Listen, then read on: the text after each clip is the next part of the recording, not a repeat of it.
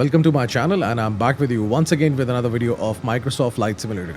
Nowadays I'm exploring the Boeing 787-10, which is the default plane for the Microsoft Flight Simulator, and it comes with the Premium Deluxe version.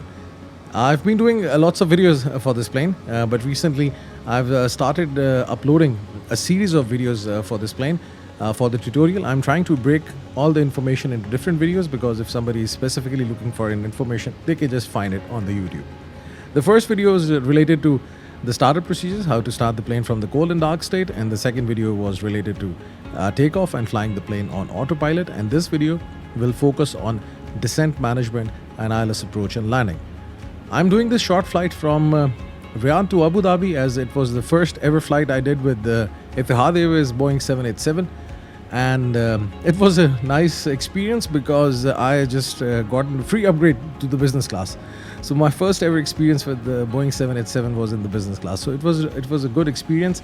Now, I think I also have a video on my channel for that flight. Anyhow, so right now, as you can see, I am flying towards Abu Dhabi. I have just crossed the top of climb, and soon I will be reaching the top of descent. I've started this video a bit early because, you know, obviously I have to do few settings, and I would just like to take you guys through all the procedures. So that's why I'm just starting the video right now, so that we can just get the plane set up and running. Rather, it's up and running, set for the approach and landing. So that's the point. So first of all, what we have to do is this: just go to the CDU and go to this option, init-ref or initial reference, and go to index, and then go to this page approach. Now over here, all you have to do is this: enter the gross weight for the landing, and then you have to actually set the flaps for the landing. This is 20 degrees of flaps, and your speed is coming 152 knots. You can land with 20 degrees of flaps. You can also land with 25 degrees of flaps with the speed 151 knots. And you can also land with 30 degrees of flaps, which is full flap configuration, and your speed can be 147 knots. So it's a slow speed. But just to tell you one thing is this, that once I'll adjust the gross weight for the plane for the landing, this speed will actually change for the full flaps. I think it will also change for him, but it will also change over here. So what we have to do is this: we have to actually see how much fuel will be burned till the landing, and we have to subtract the fuel burned from this gross weight in order to get the gross weight for the landing. Because right now, whatever the plane's weight is right now, with the current fuel, with the current passengers and the luggage, so this weight is coming, although during the flight only the fuel will be burned. Other than nothing else, it will be reduced. So it's a very simple procedure. What you have to do is this: just go to this page progress and see how much fuel will be on board during the landing. So 3 tons, just reduce 3 tons. As you can see, 6.4 coming at, as you can see, fuel is coming 6.4, and right now it's 9.4.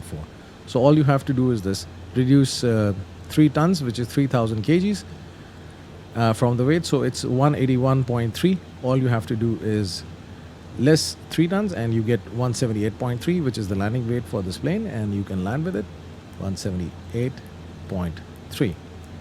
That's it. So the moment you will enter this weight, you will see speeds slightly changed. Now with 30 degrees of flaps, you can have a speed of 145 knots.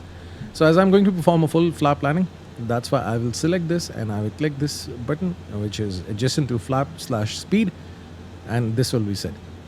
Now during the landing, you will see this reference coming over here. So you have to keep an eye on the PFD, primary flight display, or your heads-up display, and over here reference is coming, so you cannot go below this speed, otherwise the plane will stall. So this is your reference speed at which you will be landing. This is number 1. Number 2, you have to open the approach plate, and you have to get few things from the approach plate as well, the altitude to which you should be descending. I'm using the Navigraph charts. If you don't have the Navigraph charts subscription, you can try searching Google or Bing for the airport charts. But if you have a Navigraph subscription, it's really good. You can have this plugin for the Microsoft Flight Simulator, and then you can just follow the flight. Let me check where's the top of climb. It's top of descent, sorry. it's a bit far, so I think I can take some time because if you take some time and you start your video somewhere here, there are chances that I can miss a few things because you have to explain everything. So that's why I'm just doing it right now, all the settings, so that we can just focus on the approach and the landing. So I will be performing because this plane is capable of carrying out ILS category 2 and 3 approaches and landing. So that's why I've selected this chart, as you can see over here at the bottom. Otherwise, you can also, let's say, if I go back to the flight, I can select this option, and then I can go to approach, and then I can select this chart. It's already pinned, as you can see.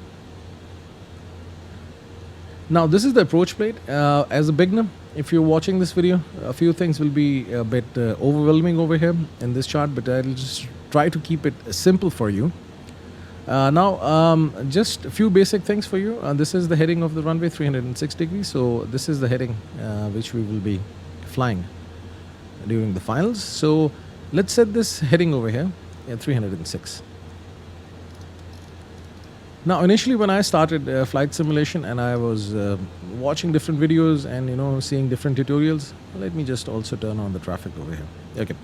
So I used to wonder why they are setting the heading for the landing, because if you're carrying out an ILS approach and landing, the plane will automatically align itself with the runway and the plane will land. It is required in case you don't fly in the LNAV mode. As you can see right now, the LNAV is active. So LNAV tells the plane whether to go left or whether to go right. So following this line, this is your flight path. So LNAV is actually following that. So once coming here, the LNAV actually take you through this line, turns left, and you go towards it. But if you're not flying on LNAV and you're just flying in the heading mode, I've explained it in the second tutorial for this video, in which I've told you how to fly this plane on autopilot. And in that video, you can see that I've told you how to switch from LNAV to heading. Right now, I'm not just messing around with anything, because I'm just trying to keep the things simple for the beginners. Because if I'll do so many things over here on the screen, obviously the things will get a bit confusing. So I will just go with the LNAV, and as soon as I'm near the runway, I will activate approach and I'll try to land. Although this plane is capable of carrying out an auto land, but I'll just disengage the autopilot and I'll try to land the plane myself, just to show you my landing skills, although they are not really good. Okay, so so that's why you set the heading over here, because then you have to actually fly in this heading. And plus, if you are getting vectors from the ATC, then you fly on the heading mode, and once you are near the runway, in order to align yourself with the runway or the plane, you have to set the heading over here. So this is number one. This is your ILS frequency, 109.3, the frequency of the localizer. So this is coming. This is the name of the localizer, IAW. And over here, this is a slightly important point for you. You can see there are three points coming over here: Lubeck, EMOSU or EMOSU, and then D4.0. This is actually DME 4.0. DME is actually distance measuring equipment, so it tells you how far you are from the runway. So at this point, you will be 4.0 nautical miles away from the runway. Now, as you can see, if I just open this chart and just get rid of the flight plan, you will see that at this point, Lubeck, the mandatory altitude is coming as 3,000 feet.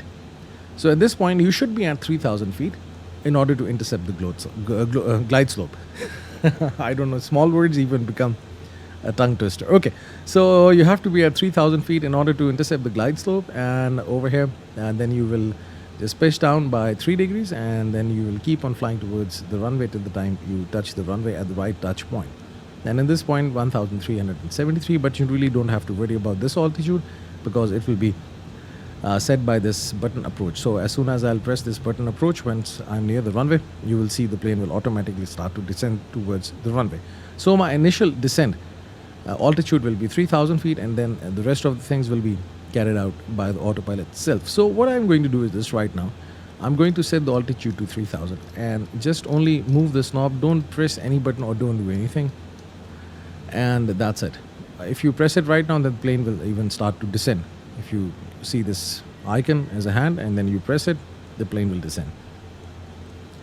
So with this 3000 coming over here, as soon as the plane crosses this point, top of descent, the plane will actually start to descend. Another thing that we have to do is we have to set the minimums. As you can see over here, this minimums are coming: category 3B ILS, category 3A ILS, category 2 ILS. Actually, the automation in the plane, that's the autopilot, it's actually aligning you with the runway, and it's following a certain angle in order to land at a runway. So at a certain point, you have to create visuals with the runway. If you can see the runway and you see that the autopilot is taking you correctly to the runway, then it's fine. You can proceed with the landing. Otherwise, you abort the landing, go for a go around, or whatever the consequences are at that time. So that's why you should have a minimum altitude. At this point, you will hear an automated voice in the cockpit which says approaching minimums, and then it means you just create visuals of the runway. You see, if you can see the runway, it's good. You proceed with the landing. If you cannot see even the runway, you can go for a go around, or select an alternate airport for the landing. Let's say in case of fog, I remember one time I was traveling with Etihad Airways, and it was an Airbus A320. And as soon as the plane came near the runway, it was too much fog. I couldn't see the runway, so the pilots then turned to Lahore, and I think the plane was there for almost like 2-3 hours. Then they went back to Islamabad. So that's how things are being carried out during the landing. So that's why you have to have the minimums. Now, minimums are coming in two things. One is RA, another one is DAH. This is actually based on the radio. If you see over here, this knob, this is for the minimums. So it has two units, baro or radio. So if you're using radio, the plane actually sends radio signals to the ground, and it reads the distance, and it just judges how high the plane is from the ground. It's not very accurate if the ground is not even. So for this, you have to have a very even ground. So the best way to do is this: select the baro. So if you're setting it radio, you set it to 94 feet, which is 100 feet above, almost 94 feet above the runway. But if you're using a decision height or decision altitude, as you can see, decision A is decision altitude, H is height. So decision altitude is 183 feet, which is 100 feet above the runway, because the runway ground elevation is 83 feet already. So you add 100 to it, it's 183 feet. So because you can see it's coming as 100 feet over here as the decision height. So that's why you set it to baro, and you set it to 183. It's good to have this. This actually jumps a lot. So you have to slowly do it. Set it to 183. Although this plane is also capable of carrying a 3A ILS, but you can also set that. But for this video, I'm setting it at 183, category 2. Okay. Because the ILS totally depends upon the equipment the plane is using, whether it can perform a category 3 or not, or category 2 or category 1. Okay, so that's it. So the rest of the things you can just study it on your own. You can see radio frequencies are coming, and there's so many things. Then the missed approach procedure is also coming, as you can see. It's over here. While I was setting the heading, it also comes handy when you are going to perform a missed approach, and then you fly. Once you call it a missed approach, then you fly in this heading, and then you turn the the LNAV, in order to follow the flight path. So these are the settings that you were supposed to do. So if I go to this screen over here, and if I bring up the checklist by pressing right over here, if I do it by left side, so the checklist will come over here. But if I do the right, the checklist will come over here. And for left, I can select ND. Now descend, a recall check. So what you have to do is this: you have to press this button and keep an eye on the ICAS. Just keep on pressing this button, and it says recall. So you cannot see any error. So it means everything is good. Auto brakes, you have to set them. Although the planes, as they have the takeoff performance calculation, they also have the landing calculation. But now in this plane, it's not available. So you enter the weight and the fuel that you will be carrying during the landing, and the length of the runway. So according to that, the auto brakes are set, because as soon as you land, you apply reverse thrust, and then the plane actually stops. This is what I'm going to tell you right now. So what happens is this, that you have to activate reverse thrust. So the covers of the engines, they open, they reverse the thrust of the plane. So you solely don't rely on the brakes, because then the brakes can heat up and it can be dangerous. So that's why, for some period you use reverse thrust to slow down the plane. So during the landing, you're going to do two things. First of all, you have to perform a flare, which is actually pitching up the nose just when you are 30 feet above the runway. So over there, you will just pitch the nose up a bit, and then you slowly touch the runway, and then you activate reverse thrust. If you go to the control options, over there you can select a key for the reverse thrust. I'm using the Thrustmaster Airbus controller, and I also have the throttles, and the throttles I have the reverse thrust levers. If you can see it over here, these are the reverse thrust levers. So as soon as you land, you put the thrust in the idle position, and then you just pull these levers back for the reverse thrust. It's got different settings. There is an idle reverse and plus the full reverse thrust, and in between 50% or 60% reverse thrust. So I go for a full thrust landing. So what you can do is this: you can just search for the reverse thrust in the controller settings, and you can assign any key to that. Once you touch the runway, you press this key, give full power to your reverse thrust, and the plane stops, and then the auto brakes also come in handy. So you keep on applying the reverse thrust till the time the plane is at 100 knots. And then below 100 knots, you just release the reverse thrust, and then the auto brakes will help you to stop the plane. So I'm going to set it to, let's say, 4. So auto brakes set, and landing data, we have entered everything. And approach briefing, I think we are done with it. Normal and approach altimeters, we have to adjust now the altimeter. So during the descent, there will come a point where I have to change the barometric pressure from the standard to the one, and that is currently at Abu Dhabi International Airport. So let me just get rid of the checklist. Oops, sorry. I can just get rid of the checklist by pressing R, and then that's it. Now I've got the full navigation display over here and ICAS over here. So auto brakes are now set. So I'll just wait for the top of descent, and once the descent starts, then I will tell you how to manage the descent throughout the flight.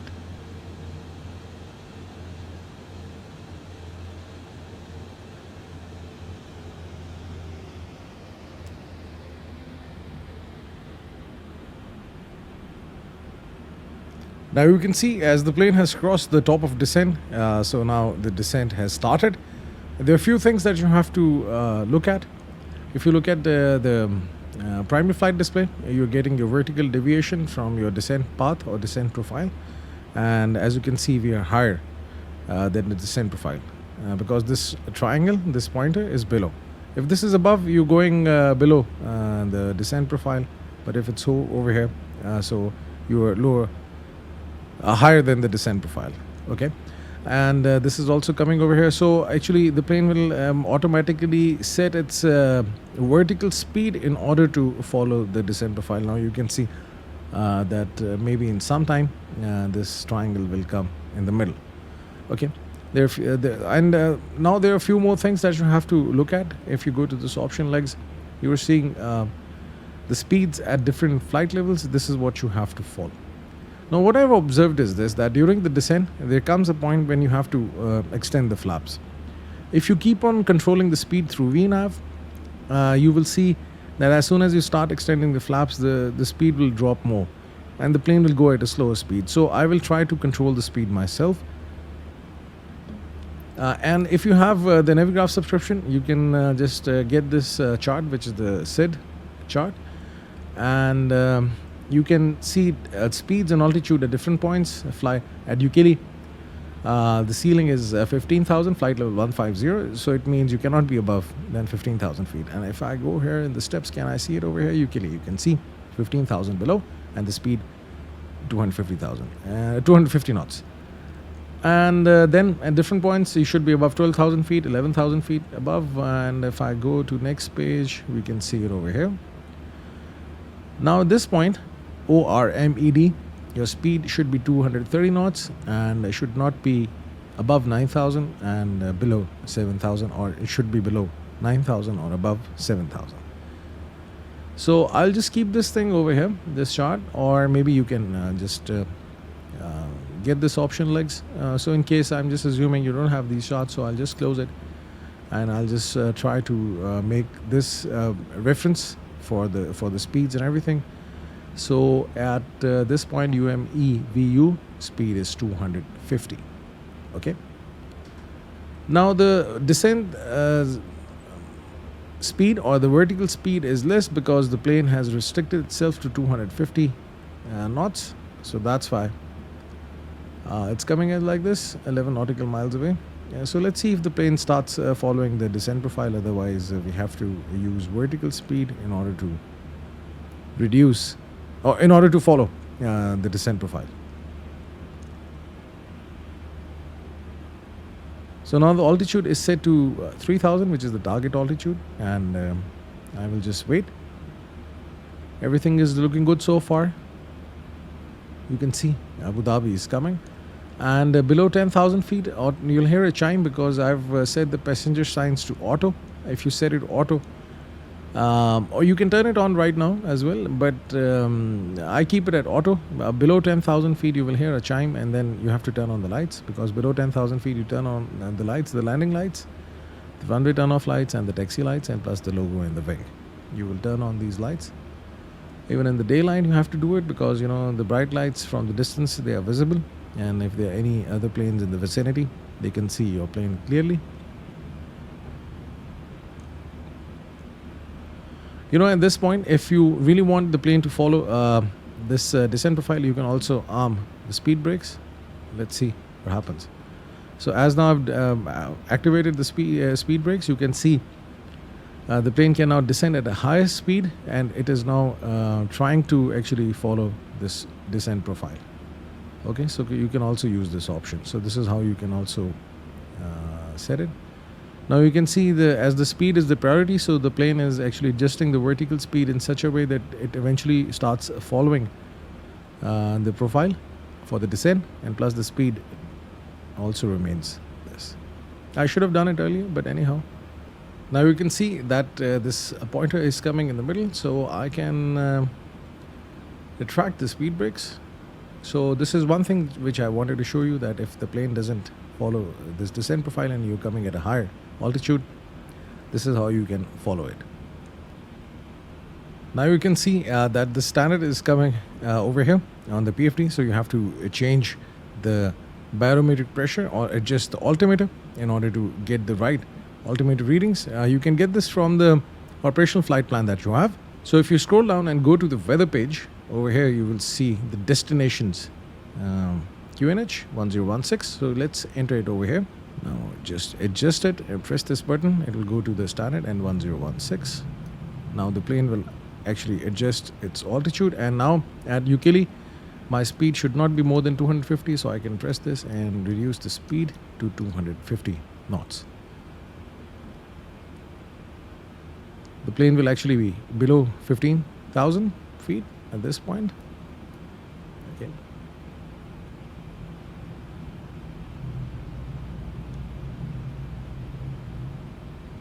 I can activate the speed brakes so that the descent rate increases. As you can see now, the descent rate has increased, so by this point the plane will actually be below 15,000 or exactly at 15,000 feet. Now I've adjusted the altimeter, and plus I can also keep it over here 1016. That's it, and you can just like now deactivate or retract the speed brakes. Now up to this point, ORMED, you can fly at 250 knots, and then afterwards at this point you have to have a speed of 230 knots. The altitude will automatically be selected by VNAV. So now I'm controlling the speed, and because as soon as I start retracting the flaps, it will be an issue. But right now I will not do that. I will do it near this point, or MED. So I will wait for this point to come, and then I will proceed further.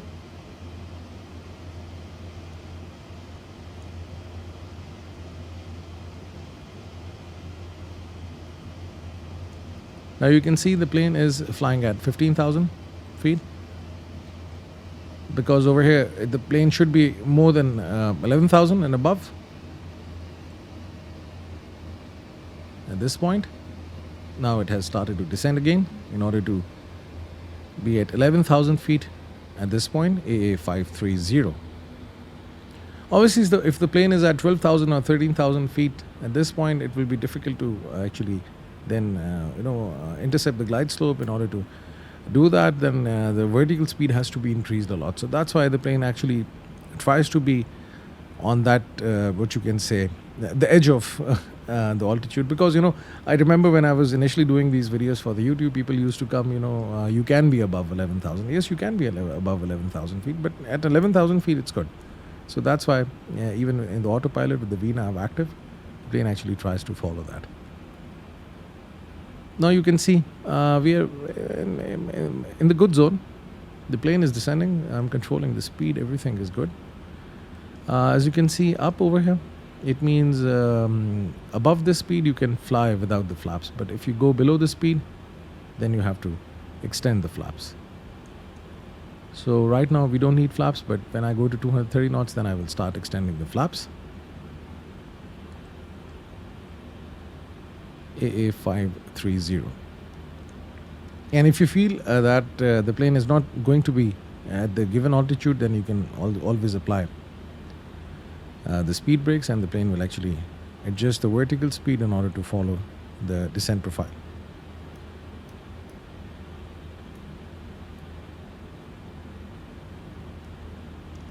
It's very interesting to manage the descent with this plane and to perform a landing. Very nice on the controls, although I'm not really good at the landings. My subscribers know that. But anyhow, as you can see now, the next point is this. So let's see if the altitude is managed. This is now your dash line coming for the glide slope. And this is your plane reference. So once the plane will start to follow the glide slope for the landing, for the final approach, this reference will be over here. You cannot go below and then that or above. If you go below than this, then obviously you will be what you can say touching the runway, or not even touching the runway. You will just like go to touch the ground. You're going to touch the ground before the runway. And if you are above this, then obviously you will miss the touch point. So you have to be here. Even if you're flying yourself, you turn off the autopilot. So now 11,800 feet, or rather 760, and you can see we are in the safe zone. Nothing to be really worried about. And now then after this, we have a short distance, so I will also reduce the speed. And then I will start extending the flaps. Flaps actually provide you additional lift at the slow speed, and plus also provide drag. So it not only helps the plane to reduce the speed, but also provides lift at lower speeds. So that's why you should have flaps. Okay, so as now I have crossed AA530, I can reduce the speed. Let's do that. Because in order to reduce the speed, I think the vertical speed will be adjusted. It's okay. But if the speed is not reduced before this point, then I can have speed brakes. Yeah, you can always use speed brakes. Come in very handy.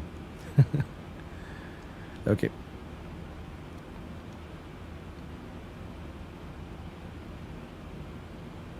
Soon you will see the runway on your left side.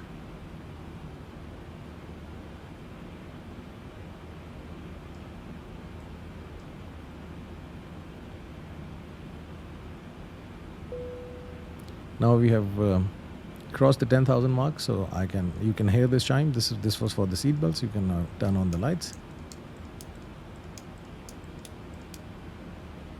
That's it. Everything is looking good so far.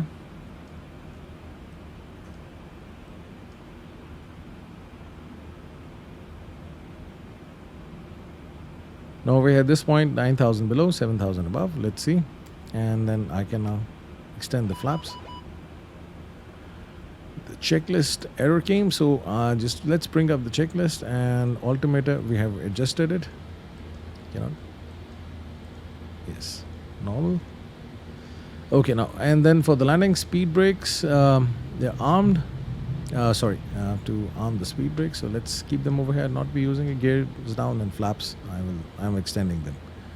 So now I can get rid of the checklist. So if you do the checklist, you'll get this error. Okay. And then I can see if I can further extend the flaps. This is actually the speed limit. Now with this flap setting, 5, you cannot go now more than this. You'll hear the sound of overspeed, because then you will be putting lots of stress on the airframe, and especially the wings and the flaps. That's why you cannot go more than this speed. Okay, now as you can see, the plane is at 9,000 feet. So it will keep on flying like this till the point A519. Can we see this over here? So the altitude is 8,319, and then over here Bosig. So it will start to descend soon again. And over here on the primary flight display, you will see the ILS or the localizers information, IAW, the name of the localizer, plus the heading 306 degrees. DME is distance 5.8. Because right now we are just you see, so this is only this is the runway, so it's only 5.8 nautical miles away. But now this distance will increase. This will make more sense when we are over here on this point. Now as you can see, this point is now near A519, so that's why the plane has again started to descend. And you can see this error is coming, unable to maintain VNAV descent speed, but now it's disappeared because the plane is actually following the descent profile and the speed is managed, so you can ignore this. But if you see this option, then either you apply the speed brakes or you extend the flaps in order to create drag so that the speed is reduced and it's in the given limit. I can zoom in a bit, and as soon as I'm at 3,000, I will activate approach. Okay.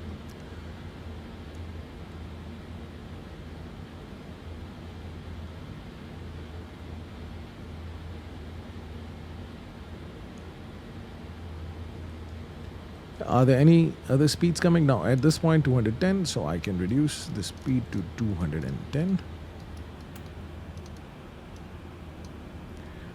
I can extend the flaps more.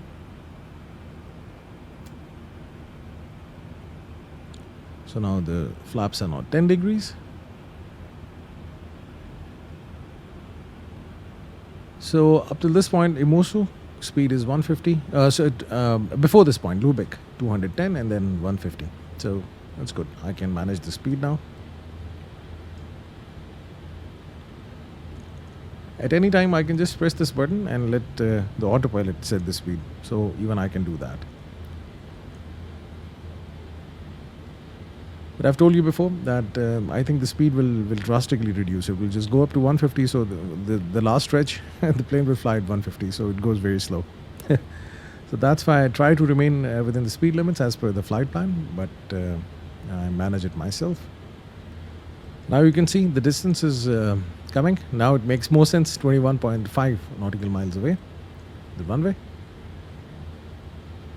If you are, and plus this ILS indicator is also coming for the vertical and for the horizontal alignment. So if this diamond is above, it means you're coming at a lower altitude. So it's okay. But if it's below, then it means you're coming at a higher altitude, and then you have to again increase your descent rate in order to get this diamond over here in the middle or over here.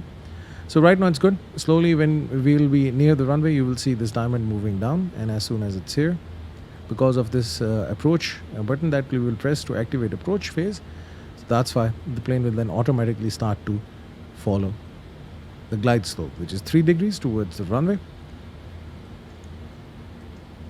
So now the speed limits are also good, and it's okay. Till Lubeck I can, this point I can fly at 210.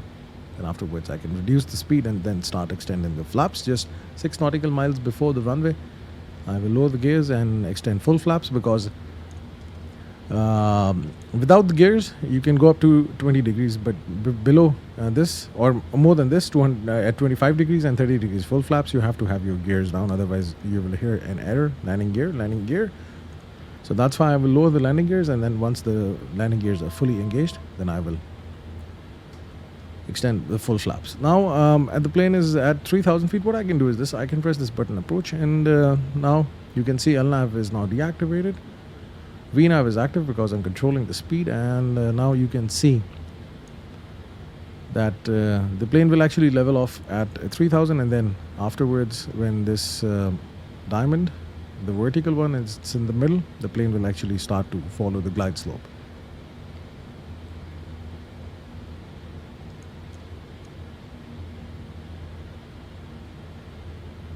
So you can see exactly by this point, Lubick, 3,000, it's coming, and the plane is now going to level off at 3,000 feet.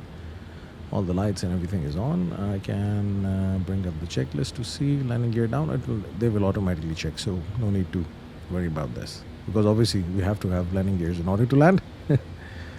So now I can reduce the speed. Let's say I can keep it at 180, and then I can start extending the flaps. So different speeds with the flaps coming. With 5 flaps, you can just fly above this, below this speed, then you should have 15 flaps, and so on and so forth. So that's how it's coming. So I can further extend the flaps to 17.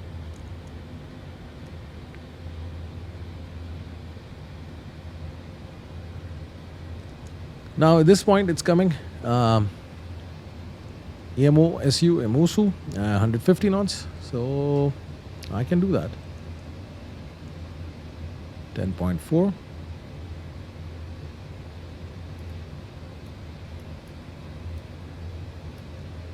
Now let's keep it at 150, which is your approach speed.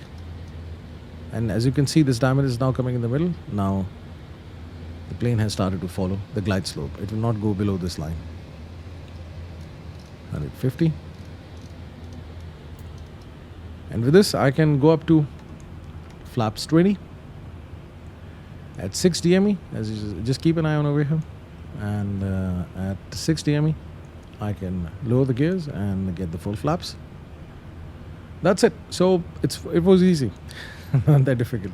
2,500.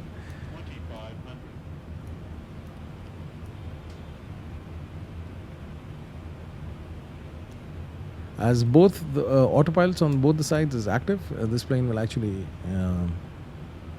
land automatically. It says auto land.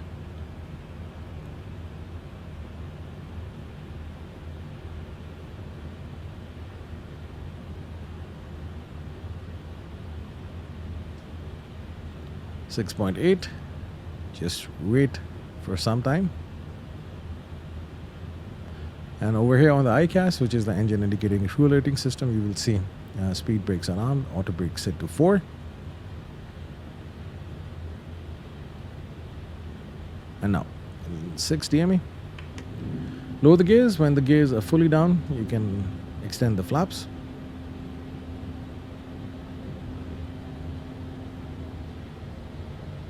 That's it. And now full flaps. That's it. Now what I'm going to do is this. I'm not going to auto land. I'm going to land myself. I will disengage the autopilot just when I'm near the runway. You can do this by pressing these buttons, and or you can disengage the autopilot from here. On the yoke, you have controls to disengage the autopilot. As I'm using a controller by Thrustmaster, it has got this red button as it's in the Airbus planes. So I will press this in order to disengage the autopilot. But I'm not going to disarm the auto throttle. I'm going to let the autopilot set the throttle, because if you disarm it, then you also have to control the throttle yourself. So I will not do that, and I will keep it at auto throttle. So the speed will be adjusted. I don't have to do this, although I'll just keep my hands on the throttles. As soon as I'll touch the runway, I will activate the reverse thrust.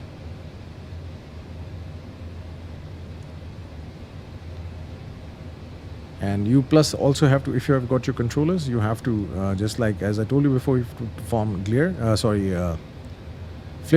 you will put your thrust into idle position and above 30 feet, and then you will just pitch the nose up a bit.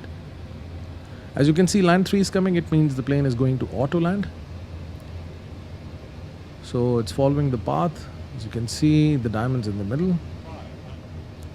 So you're like aligned with the runway, and plus you are following the glide slope. You're going to touch the runway at the right point.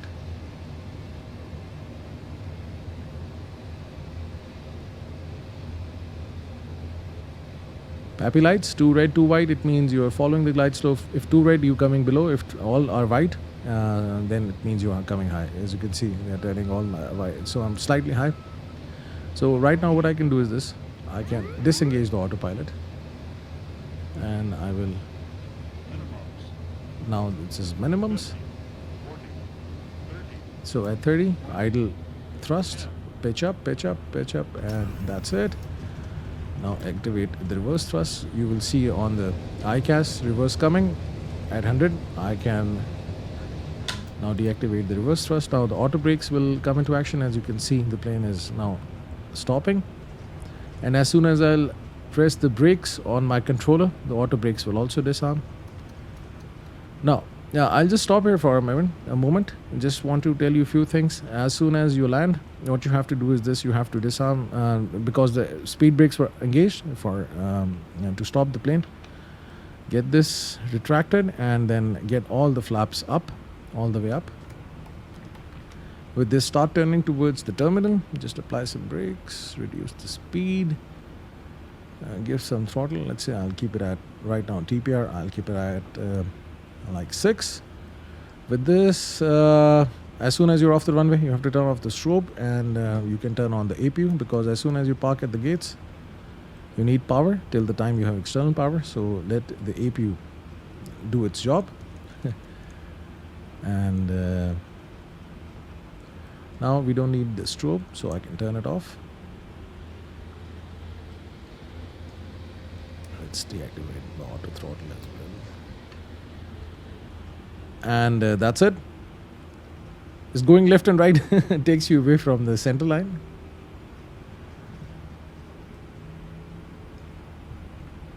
Ground speed 34. I can further apply the brakes. I'll just park anywhere in the terminal because I'm not interacting with the ATC, so I'm not getting the coordinates or the gate information from the tower. That's why.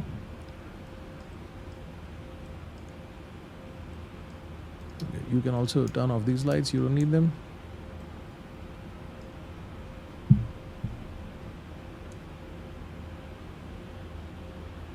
So I'm just going to park over here.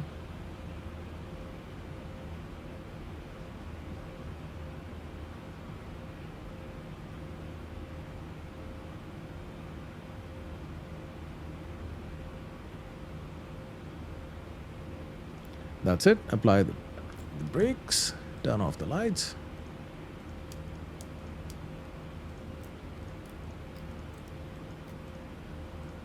Okay, that's it. And now you can,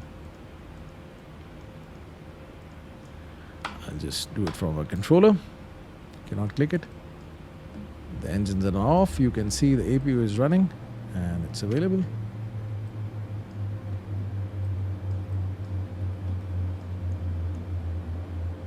With this, I can turn off the seatbelt signs.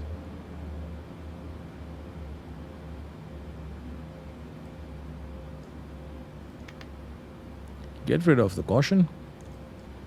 And with this, I can also turn on the beacon, turn off the beacon and nav, as we don't need it. And everything is good. All the lights are off. What I can do is this. I can now turn off the hydraulic pumps. We need them. And the fuel pumps. That's it. If you're going to do another flight, then you can keep, what you can say, the iris on. Otherwise, in order to store the plane, you have to turn it off. What you can do is this. Right now, as you can see, external power is available. You can connect to the external power and you can turn off the APU. Now the power coming to the plane is from the external power and the APU is off, and that's it. Now you can configure this plane for another flight, or if you want to store, you can go here and you can bring the checklist up. As you can see, parking brake, I've set it. Yeah, I can check it. This is all done. And now secure iris, then you have to turn it off. Emergency lights off and packs off. These are the things. Packs off and emergency lights, they're over here. Over here you have to turn it off. Okay, that's it. So I hope This video was an interesting one, and you would have learned something from this video. And if you want to add anything to it, the comment section is there for you. If you want to ask me a question, I'll be more than happy to answer your questions. Thank you very much for staying with me. Have a nice day. Hope to see you soon.